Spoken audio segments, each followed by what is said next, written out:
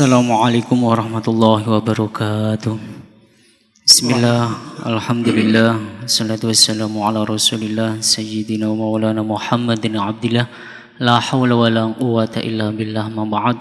Hadratul muhtaram yang terhormat beliau Bapak Dr. Andes Kiai Haji Muhyiddin Magi, yang saya hormati para jamaah sudah sholat duhur yang berada di ruang sholat utama Masjid Agung Jawa Tengah, para santri Mahatafidz Al-Quran Masjid Basnas Jawa Tengah yang berbahagia. Ini saya hormati para pendengar Radio Dais, Radio Gaul, serta pemirsa MAJ TV dan TVku dimanapun Anda berada. Kajian pada siang hari ini yaitu kajian fikih kitab Qawaid Fiqhiyah. Insyaallah tema yang akan kaji pada siang hari ini yaitu Mabadi Al-Ashrah.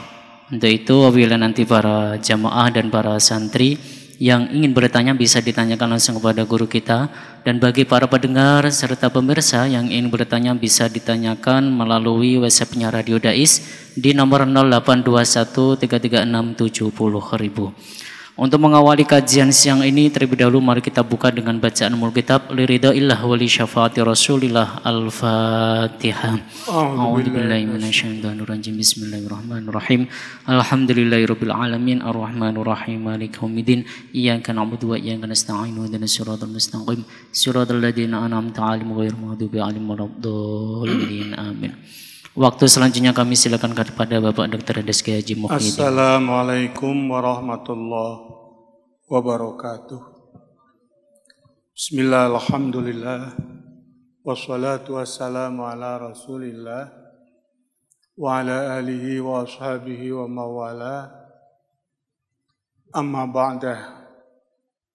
Qala rabbi shrah li sadri wa yassir li amri wahlul 'uqdatam min lisani yafqahu qawli.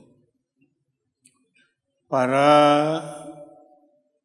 pendengar pengaosan pengajian di Masjid Agung Jawa Tengah, khususnya para santri Mahatafidz yang ada di depan saya, para pendengar radio, Dais maupun Gaul, dan para pemirsa TV MAJT maupun TV-ku Udinus. Qala al-muallif al-mabadi'ul asyrat li ilmil qawaid al-fiqhiyah. Dasar-dasar yang 10 dasar bagi ilmu qawaid fiqhiyah.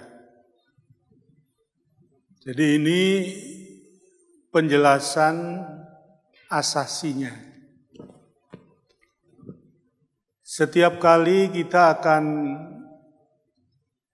mempelajari satu ilmu, maka sebaiknya kita mengetahui 10 dasar dari ilmu itu. Ada ilmu fikih, ada ilmu kalam, ada ilmu tasawuf.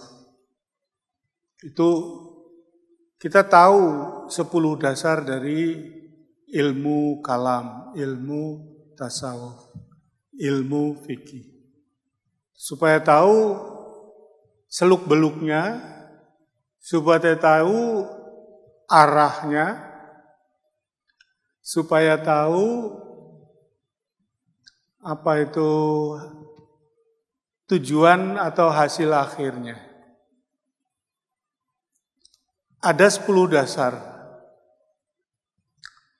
bagi setiap ilmu, dan begitu pun 10 dasar bagi qawaid fiqhiyah. Ingat posisi ilmu qawaid fiqhiyah itu. Ada ilmu syariah yang terkumpul dalam wahyu Al-Quran dan hadis. Ilmu Islam lah gitu. Ini kemudian bercabang menjadi 3 bidang. Bidang akhlak melahirkan ilmu tasawuf, Bidang akidah, aqaid melahirkan ilmu kalam, atau orang biasa menyebut dengan ilmu tauhid, dan bidang hukum melahirkan ilmu fikih.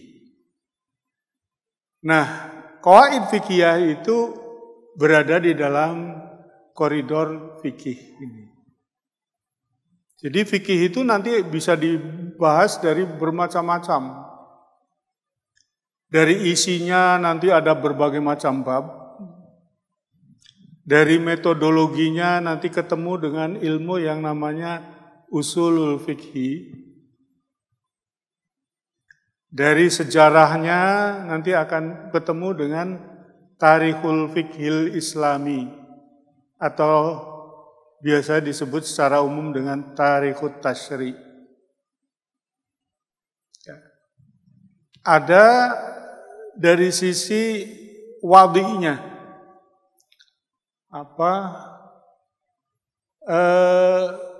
peletak awal fikih itu.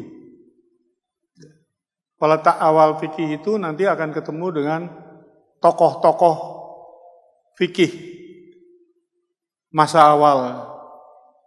Dari mulai sahabat yang keahliannya belum spesifik, sampai kemudian para al-a'immah al-mujtahidin yang memperlihatkan ada keahlian yang khusus, spesifik. Jadi semakin ke belakang itu ilmu itu semakin khusus. Awalnya ilmu itu ilmu Islam gitu aja. Lalu kemudian menjadi berkembang. Kalau kita lihat di perguruan tinggi agama maksudnya, maka keahlian fikih itu sudah terperinci menjadi kemana-mana. Ada orang yang ahlinya itu khusus pidana Islam, al-jinayah. Dan pidana Islam pun khusus lagi. Hanya dia mendalami soal-soal pencurian, soal pembunuhan, konsep pembunuhan dalam fikih jinayah. Lalu ada fikih siasah, orang ahli siasah, ahli hukum tata negara Islam. Ada ahli-ahli yang lain. Ada orang yang ahlinya itu fikih munakahat, ahli tentang fikih perkawinan, bukan ahli kawin, tapi ahli tentang fikih perkawinan. Kalau ahli kawin nggak usah pintar fikih, cukup dengan punya pilihan banyak, cukup dengan punya nafkah yang cukup. Nah, itu ahli kawin. Ada ulama yang menspesialisasi, memperdalam qawaid fikhiyah. Jadi ada fikih, ada tarikhul fikhi, ada usulul fikhi, ada al-qawaid al-fikhiyah. Jadi qawaid al-fikhiyah itu gambarannya begini, fikih itu yang ada di dalam kutubul fikhiyah al-mu'tabarah, itu kan banyak di antara materi-materi yang filosofinya sama. Ya, punya kesamaan, ada benang merah. Misalnya ini contoh yang gampang ya. Di dalam bab toharoh, wudu, orang dituntut salah satu rukunnya itu harus niat. Di dalam sholat, orang menemukan ada satu rukunnya waktu takbiratul ihram, niat. Ketika orang mengeluarkan harta untuk amal ibadah, itu di situ ada niat untuk zakat, atau untuk infak, untuk sedekah, atau untuk nafkah. Nafkah kepada istri, kepada anak. Itu ada niat. Lalu qawaid fikih menarik dari sekian banyak hukum fikih tentang niat itu ke dalam satu kaidah yang bunyinya al-umur bimaqasidiha. Segala sesuatu itu bergantung pada maqasid, tujuan atau niatnya.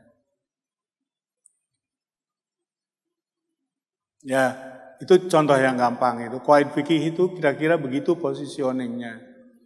Jadi ada fikih, yang fikih itu ada kitabul fikih, babul fikih yang pembahasannya itu tertuju pada masalah tertentu. Tapi kalau al-qawaid al-fiqhiyah itu tidak tertuju kepada masalah tertentu, tetapi berlaku secara umum, berlaku untuk banyak masalah yang serupa, yang nadzair, yang sebanding. Nah, lengkapnya itu ada al-mabadi'ul asyrah. Mabadi'ul asyrah itu pertama terdiri dari ta'rif.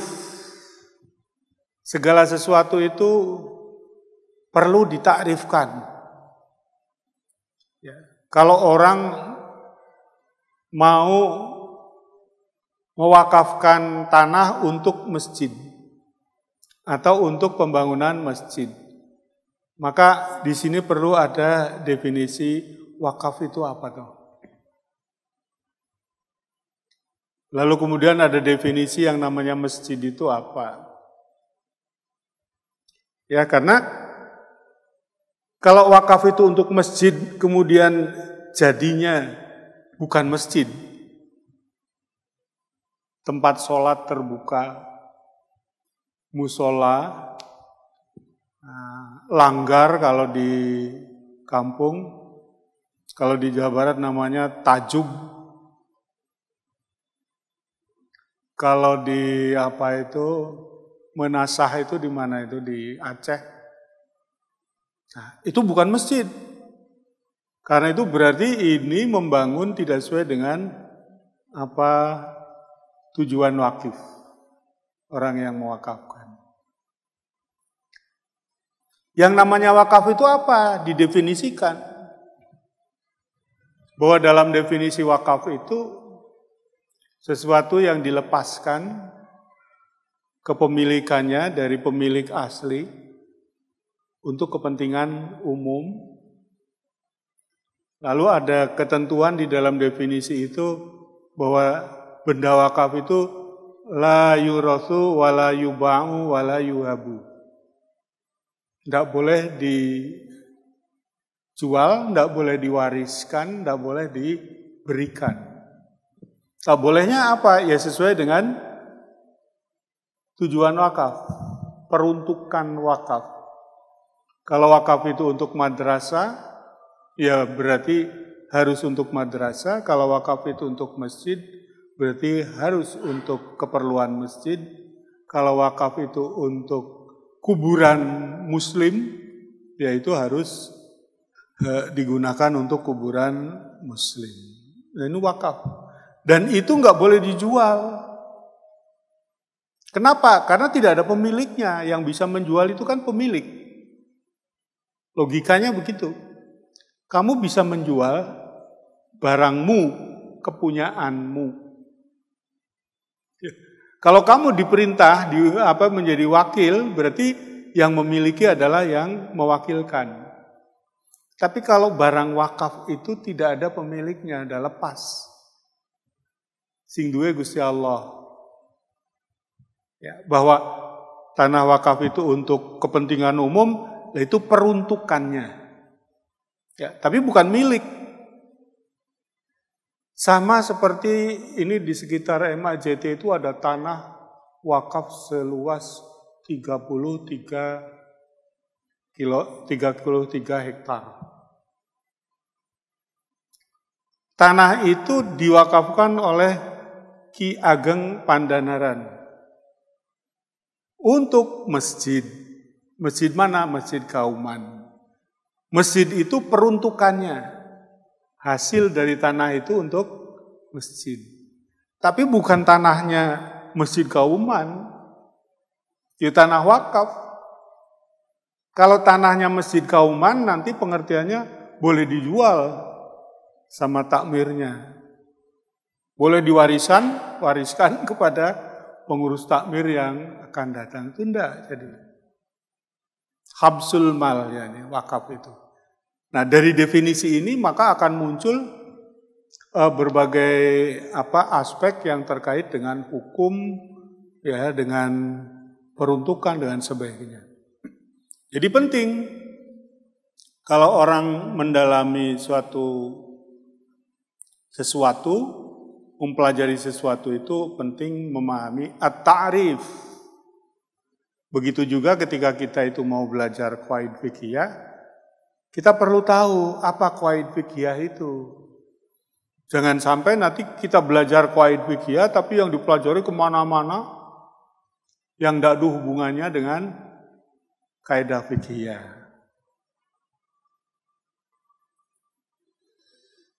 Takrif itu sendiri ada dua bentuk. Awalan bi'tibariha murakkaban. Dilihat dari susunannya. Qawaid fiqhiyah itu murakkabatun min kalimataini huma al-qawaid wal fiqhi. Jadi qawaid fiqhiyah itu tersusun dari dua kata. Qawaid kemudian fiqhi. Nah, qawaid itu apa? Qawaid itu mufradnya al-qaidah. Lughatan al-asasu, artinya asas. Hissiyan kana, baik asas itu artinya dalam bentuk fisik, mislu qawaidil baiti, upamanya pondasinya rumah.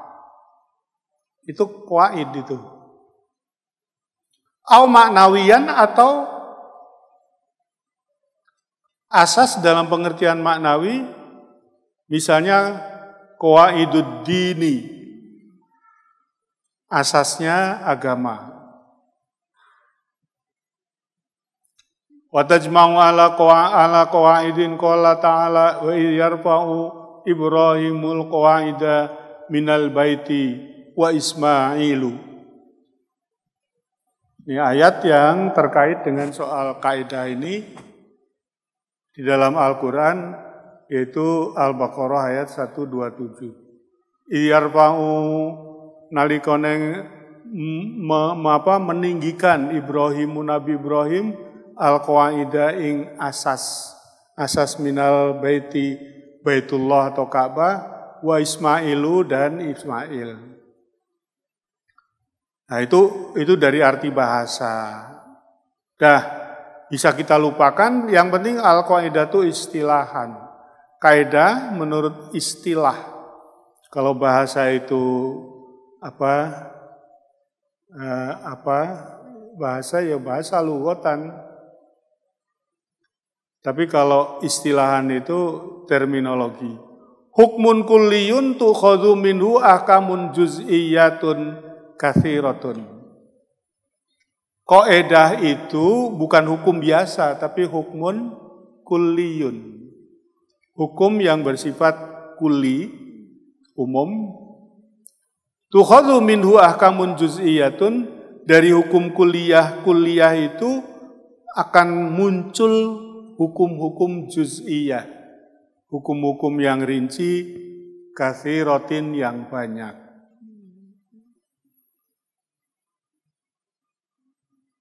Nah, itu kaidah tadi sudah saya jelaskan. Jadi kaidah itu satu hukum yang bersifat kulliyah, umum, isinya banyak, bukan hanya soal wudu, bukan hanya soal sholat, bukan hanya soal puasa, tapi juga mencakup banyak qadiyah.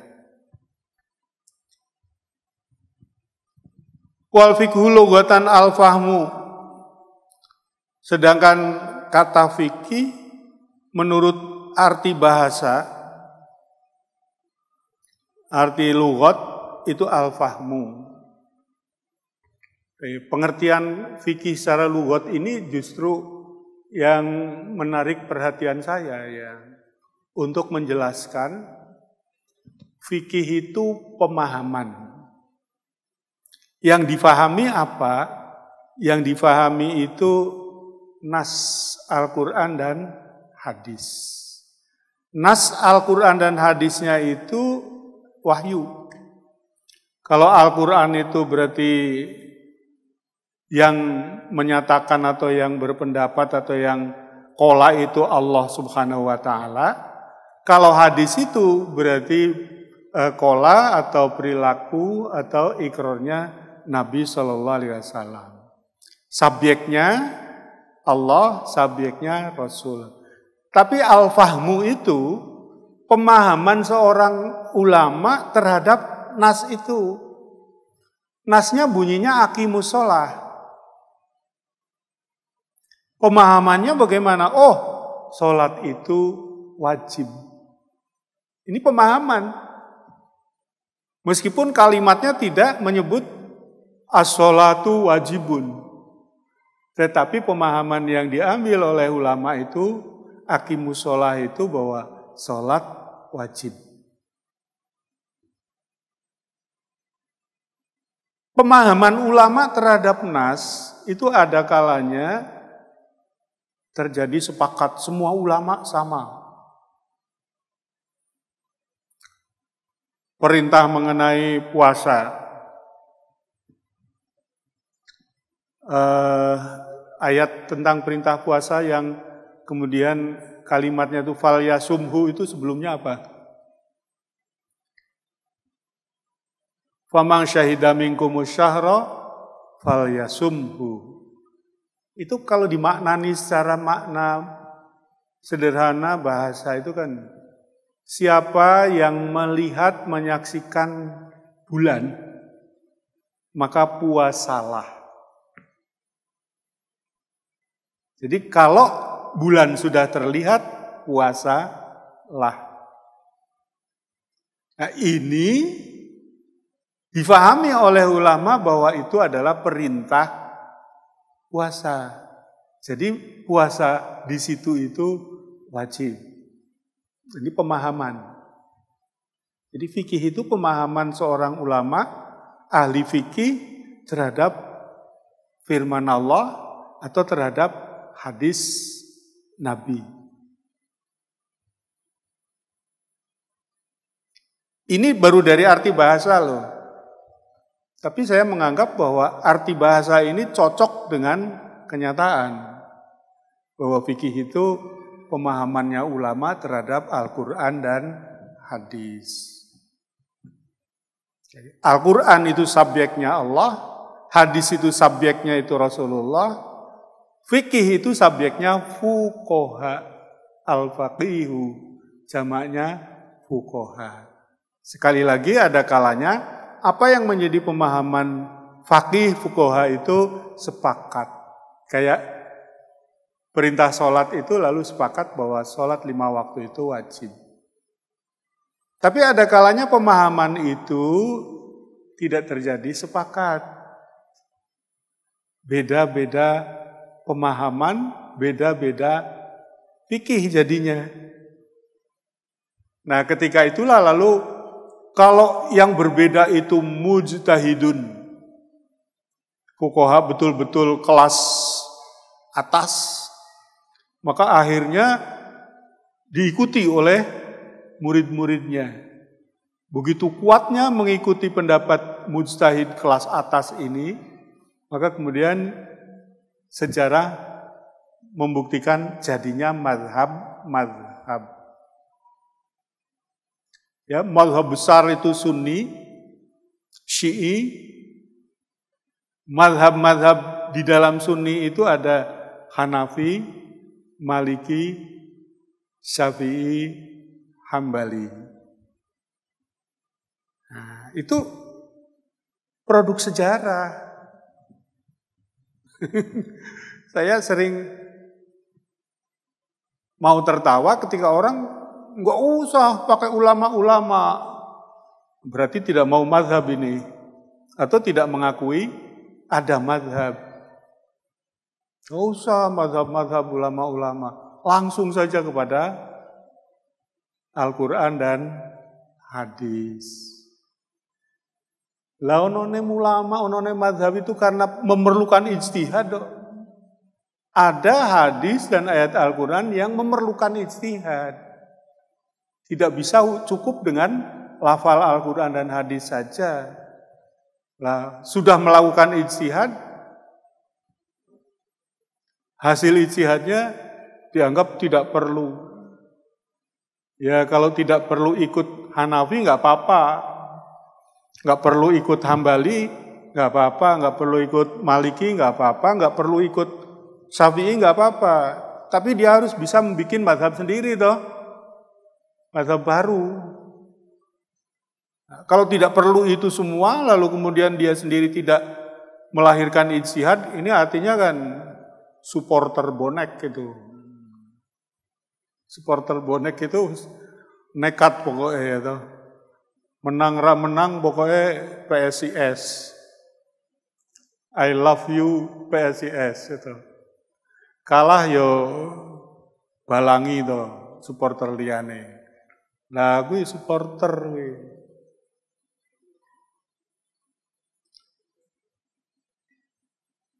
Jadi al-fiqhu itu lughatan al-fahmu.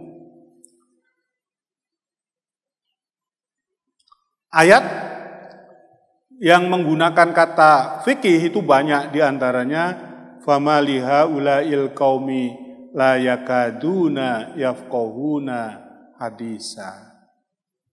Wastilahan anapun fikih menurut istilah yaitu ilmu bil ahkami kelawan hukum-hukum asyariyati kang bangsa syara, al amaliyati kang amaliyah praktis, al muktasab batu yang diambil. Nah ini pemahaman ini al muktasabatu min adillatihat tafsiliyah, dari dalil-dalil rinci ya Al-Qur'an dan hadis itu. Jadi fikih itu hukum syara. Tapi bidangnya tidak semua hukum syara. Hukum syara amaliyah yang bersifat praktis, perbuatan praktis ya. Salat itu perbuatan praktis, wudu itu praktis, nikah itu praktis. Ya, mencuri, potong tangan itu hukum amaliyah. Yang tidak amaliyah itu apa? Yang itikadiyah. Orang harus beriman bahwa pertama al-imanu billah. Iman billah itu di mana ya? Di dalam hati. Praktisnya nanti ya kalau sudah diwujudkan dalam bentuk amaliyah, ibadah. Nah yang ibadah amaliyah, baik muamalah maupun munakahat, itu bagian dari fikih. Nah, di sini ditegaskan sesuai dengan keterangan al-fahmu tadi, al-muktasabatu. Kalau saya mengartikan muktasabah itu yang disarikan, yang diambilkan, yang dipetik min adillatiyat tafsiliyah, dari dalil-dalil rinci ya, dalil ayat-ayat Al-Qur'an, hadis-hadis Nabi yang rinci-rinci itu. Jadi bukan global.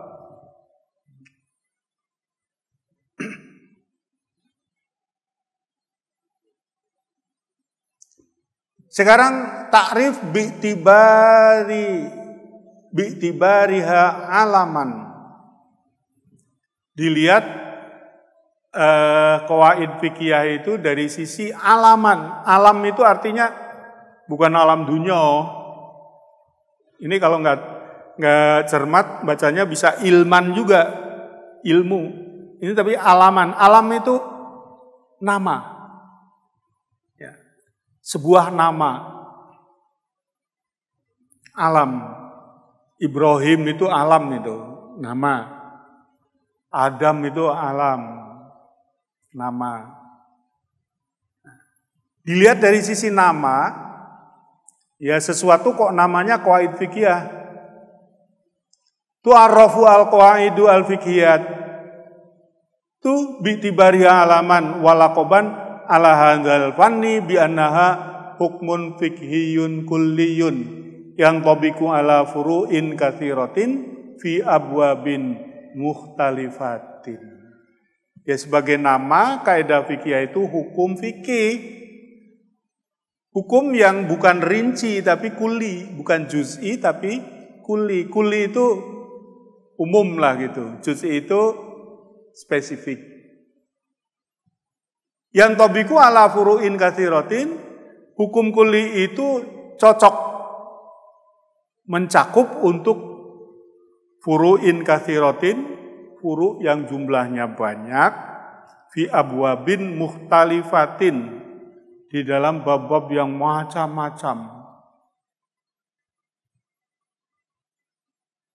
Kalau Anda bersama saya ngaji kitab Takriratus Sadidah, itu yang dibahas di dalam Takriratus Sadidah itu al-furu'.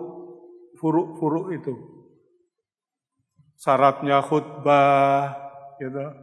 Sunnahnya khutbah apa saja itu al-furu'. Katsirah. Tapi kalau qawaid fiqhiyah itu tidak hanya membahas itu. Tapi bahasanya bersifat umum, merambah ke mana-mana. Abwabin mukhtalifatin. Bab-bab yang bermacam-macam. Wonten pertanyaan santri? Atau ada pertanyaan WA?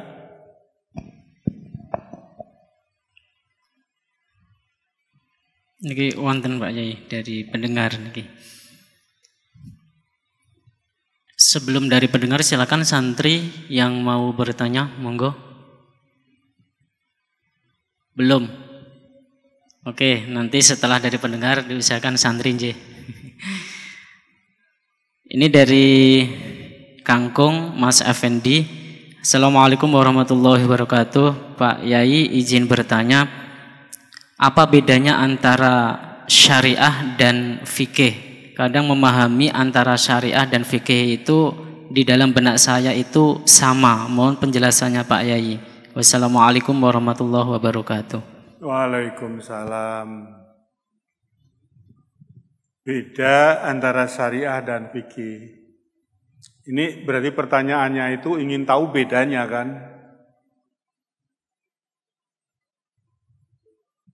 Ingin tahu bedanya.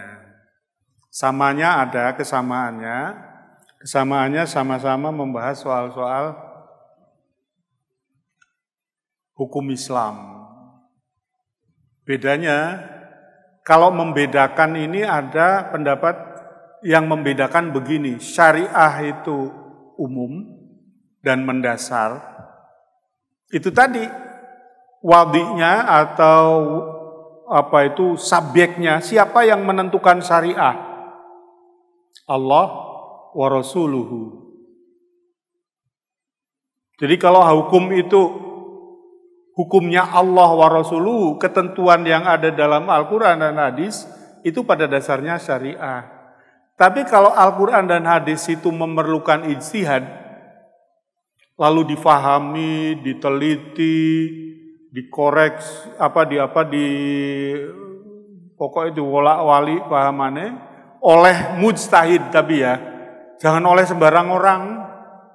Sembarang orang nanti hasilnya kacau itu. Oleh ulama mujtahid, maka itu hasilnya menjadi fikih.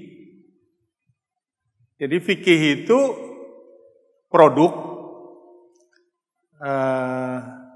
subjeknya faqihun, jamaknya fuqahaun.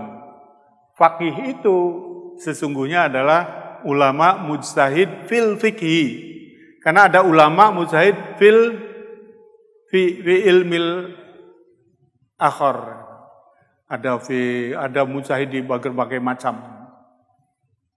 Nah, jadi bedanya kalau berfikih itu artinya menggunakan pendapat fuqaha. Kalau pendapat fuqaha itu sepakat, ya itu pilihannya, nggak ada yang lain. Tapi kalau fuqaha itu pendapatnya ikhtilaf, nah ini berarti orang yang mengikuti fuqaha itu bisa milih. Mau mazhab Sunni, mau mazhab Syiah. Kalau Sunni mau mazhab Hanafi, mazhab Maliki, mazhab Syafi'i, mazhab. Teorinya begitu. Cuma prakteknya saya sendiri nggak pernah pilih-pilih mazhab, nggak tahu. Sejak kecil ya mazhabnya Syafi'i. Sampai ya mazhabnya Syafi'i itu. Nah, kitab-kitab Syafi'iyah itu ternyata cocok dengan sampean gitu. Usolli, fardhu zuhri, ini talafuz bin niyat itu adanya di mazhab Syafi'i itu. Sampean sholat subuh ada kunut Allahumma hdina fiman hadait, afina fiman afait. Sampai tuh nggak milih Imam Syafi'i sebetulnya, yo melu-melu bapakmu, melu-melu kiaimu, tapi wis mendarah daging toh. Apalagi Allahu Akbar kabira, walhamdulillahi katsira. Yang Allahumma ba'id baik, Allahumma ba'id nggak hafal. Orang yang sholatnya Allahumma ba'id, doa iftitahnya. Ketika saya tanya suruh, coba kamu baca iftitah Allahu Akbar kabira, dia nggak hafal. Ya nggak apa-apa. Ya. Teorinya begitu, tapi prakteknya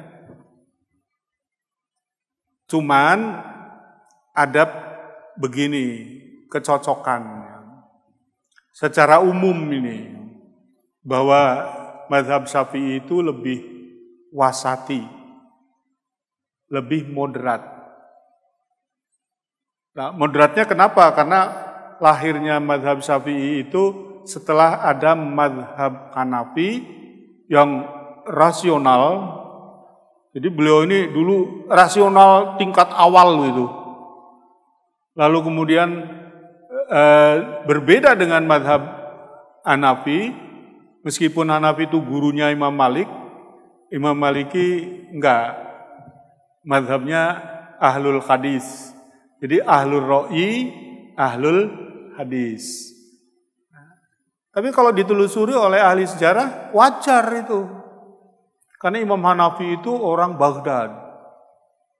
Jauh dari Madinah. Imam Malik itu orang Madinah. Tinggalnya di pusat hadis gitu loh. Jadi dia ahlul hadis. Apa-apa merujuk kepada hadis. Karena apalan hadis di kalangan umat Islam di Madinah itu populer sekali. Lah orang Baghdad, orang kota metropolitan, apalan hadisnya kurang. Ya, karena itu terpaksa orang yang pinter itu seperti Abu Hanifah itu lalu menggunakan ar-ra'yu. Ya, tapi jangan dipertentangkan. Ra'yu itu bertentangan dengan hadis, hadis itu bertentangan dengan ra'yu, jangan. Kita mencari pertemuannya. Lalu mazhab Syafi'i, Imam Syafi'i lahir dihadapkan pada kondisi ahlul ro'i dan ahlul hadis. Nah, dia tengah-tengah. Ya, beliau tengah-tengah itu. Ro'yunya ya ada, ya kecenderungan pada nasnya juga kuat. Kalau idza sahhal hadis fa huwa mazhabi. Kalau ada hadis, hadisnya udah cetok, sorry, qat'i, sahih, yo itu saya ngikuti hadis itu. Tapi ketika hadisnya itu tidak sahih, nah maka beliau menggunakan akal pikiran. Lalu di dalam kitab Ar-Risalah muncullah konsep qiyas. Nah, qiyasnya Imam Syafi'i itu kemudian dirumuskan, dipersyaratkan, diketatkan. Ahmad bin Hambal ya tidak puas dengan pola pemikiran gurunya Imam Syafi'i. Karena meskipun gurunya itu kuat dalam memegangi nas, tetapi masih banyak menggunakan ra'yu menurut Ahmad bin Hambal.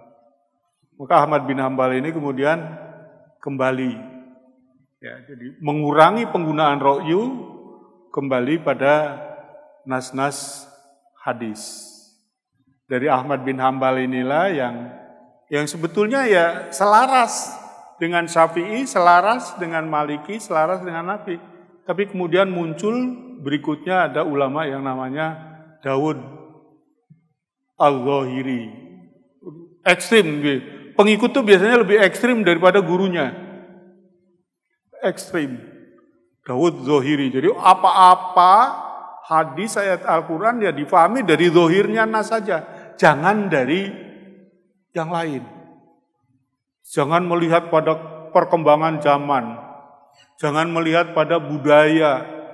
Jangan melihat pada tradisi. Ya sudah pokoknya nasnya bilang begitu ya begitu. Dawud Zahiri. Nah, jadi terus nanti ada ulama-ulama kuat yang mengikuti dan selaras dengan itu seperti Ibnu Hazm, lalu satu lagi Ibnu Hazm, Ibnu Al-Jauzi. Nah, lama-kelamaan lalu mazhab yang sebetulnya enggak begitu kuat kefakihannya, tapi digunakan untuk kepentingan politik, mendirikan kerajaan Saud, memerdekakan diri Saudi Arabia ini, Arab itu Hijaz itu, dulu namanya Hijaz itu, memerdekakan diri dari Turki Utsmani. Muncullah Ibnu Saud bekerja sama dengan Muhammad bin Abdul Wahab. Wah, lalu kemudian jadi negara Saudi. Setelah jadi negara Saudi itu maka di sana mazhabnya Wahabi. Ya Wahabi kaya ngono kuwi.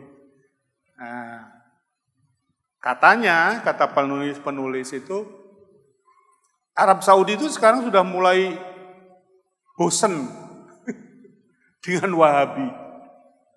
Terutama munculnya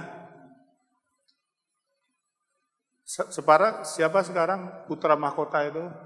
Faisal, MBS Muhammad bin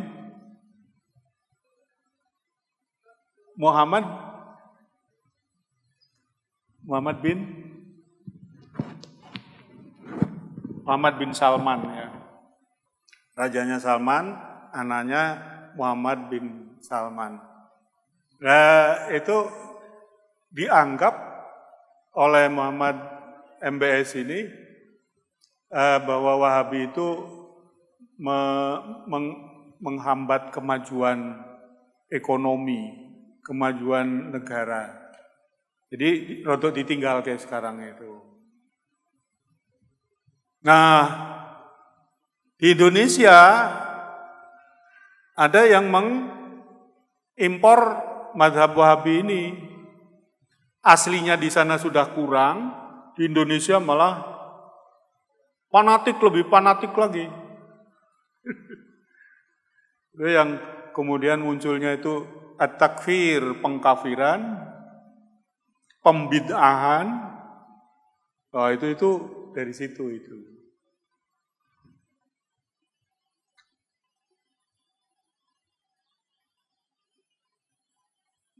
Ukmun fikhiyun kulliyun yang tobiku ala furuk in katsiratin fi abwabin muhtalifatin.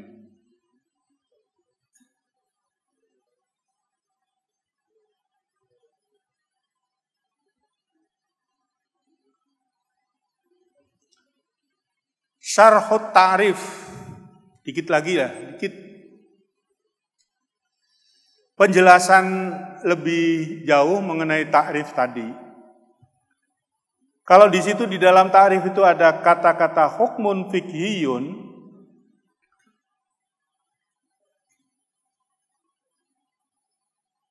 qaidun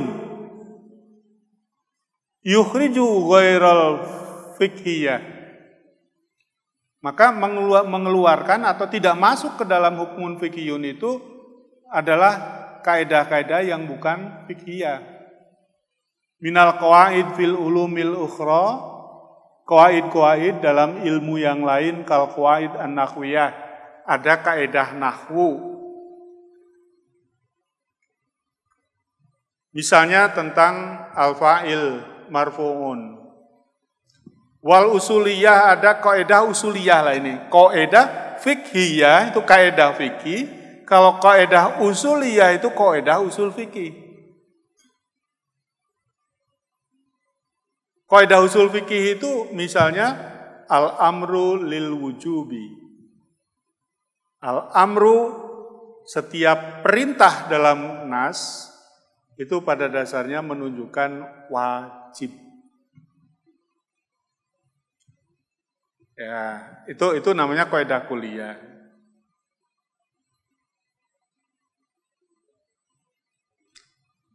Penjelasan yang kedua, kulliyun nisbatun ila kullin.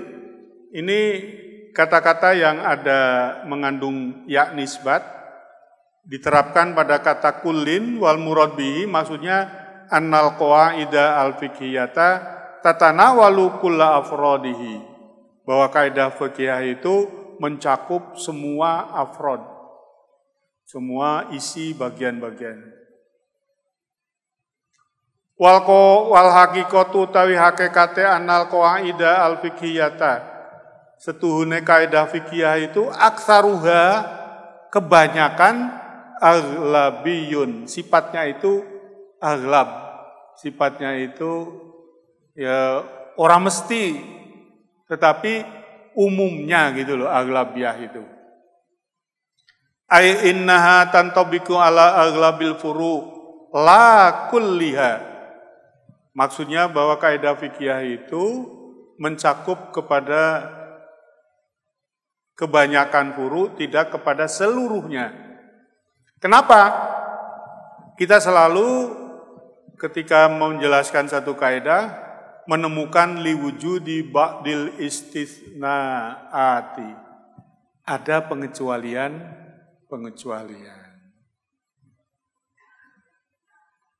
Ala furu'in katsiratin, al furu' jam'u far'in. Kata furu' itu jamak dari kata far'in, wa huwa ma yatafarra'u an aslihi, yaitu cabang-cabang dari aslinya. Wal murad bihi al masail al fiqhiyah, yang dimaksud adalah masail fiqhiyah allati tatafarra'u anil qaidati, yang menjadi cabang dari kaidah. Fi abwabin mukhtalifatin wallahu a'lam bishawab. Wallahul muwaffiq ila aqwamit thoriq. Assalamualaikum warahmatullahi wabarakatuh. Waalaikumsalam warahmatullahi wabarakatuh. Alhamdulillah, kajian pada siang hari ini sudah selesai. Mudah-mudahan mendapatkan ridha dari Allah Subhanahu wa taala, berkah manfaat untuk kita semua. Mari kita tutup dengan bacaan hamdalah bersama. Alhamdulillahirabbil alamin. Akhirul kalam, wallahul muwaffiq ila aqwamit thoriq. Wassalamualaikum warahmatullahi wabarakatuh.